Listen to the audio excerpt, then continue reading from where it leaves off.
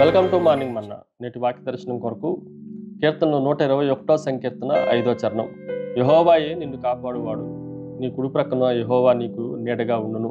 మరొకసారి ఈ దావీదు కీర్తనల నుండి మనం జాగ్రత్తగా ఆలోచన చేస్తే దేవుని వాగ్దానాలు చాలా అమోఘమైనవి.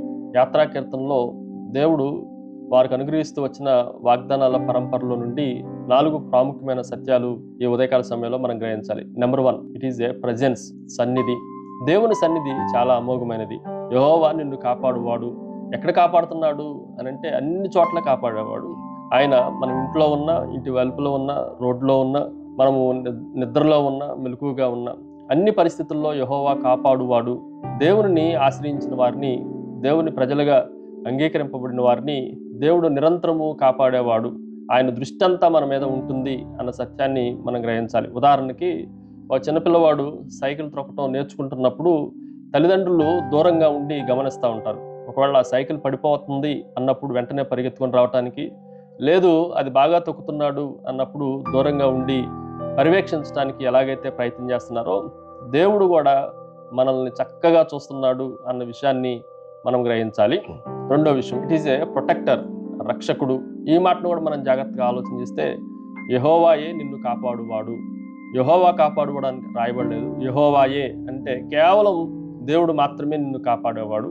ఈరోజు మనం అందరము మన సొంత బలం చేత, మన సొంత ఎనర్జీ చేత, మన జ్ఞానం చేత, మన చదువుల చేత, లేదంటే మన తల్లిదండ్రుల దయ వలనో ఎవరి వలనో కాపాడబడుతున్నాం అని అనుకుంటాం. కానీ దేవుని వాగ్దానాలని జాగ్రత్తగా ఆలోచన చేస్తే దేవుడు మాత్రమే కాపాడేవాడు.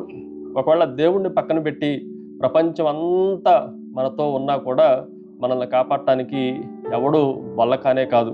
కానీ దేవుడు మనతో ఉన్నప్పుడు ప్రపంచం అంతా మనకి వ్యతిరేకంగా ఉన్న, మనల్ని సింహాల బోన్లు వేసిన, మనల్ని అగ్నిగుండములో వేసిన దేవుడు మనకి ఆ రక్షణ ఇచ్చేవాడు అన్న సత్యాన్ని మనం గ్రహించాలి. మూడో విషయాన్ని మీకు జ్ఞాపకం చేస్తాను. ఇట్ ఈజ్ ఏ ప్రొవిజన్, ఏర్పాటు. యెహోవా నీకు నీడగా ఉండును అన్న మాట కనిపిస్తూ ఉంది. నీడను మనం జాగ్రత్తగా ఆలోచన చేస్తే ఇది దేవుడు ఏర్పాటు చేసిన ఏర్పాటు.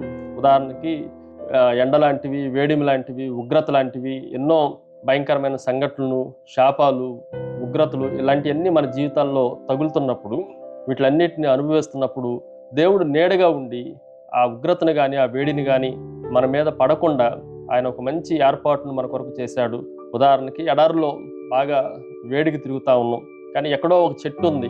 ఆ చెట్టు క్రిందకి వెళ్ళినప్పుడు ఈ భయంకరమైన ఉష్ణము నుండి మనల్ని ఆ నీడ కాపాడుతున్నట్లుగా ఈ లోకంలో ఉన్న శ్రమలన్నిటిలో నుండి, అగ్ని వంటి శ్రమలన్నిటిలో నుండి ఆయన మనకి నీడగా ఉండి కాపాడుతున్నాడు అన్న సత్యాన్ని మనం గ్రహించాలి. Finally it is a position, స్థానము.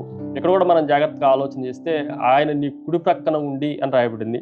ఎప్పుడైనా సైన్యంలో కుడివైపున ఉన్న సైనికుడిని జాగ్రత్తగా ఆలోచన చేస్తే అతడు రక్షణ ఆయుధాలన్నింటినీ అందించేవాడుగా కనిపిస్తూ ఉన్నాడు. ఇంకా చెప్పాలంటే ప్రొటెక్షన్ చేయటంలో డాలు, కత్తి రెండింటినీ కలిగి ఉన్నప్పుడు లెఫ్ట్ హ్యాండ్తో మనల్ని మనం సంరక్షించుకుంటూ ఉంటాం.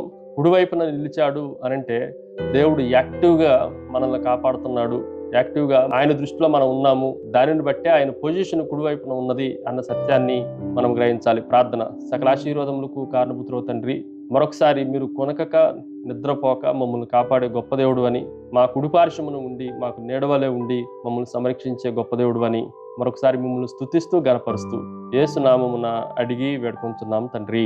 ఆమెన్. God bless you.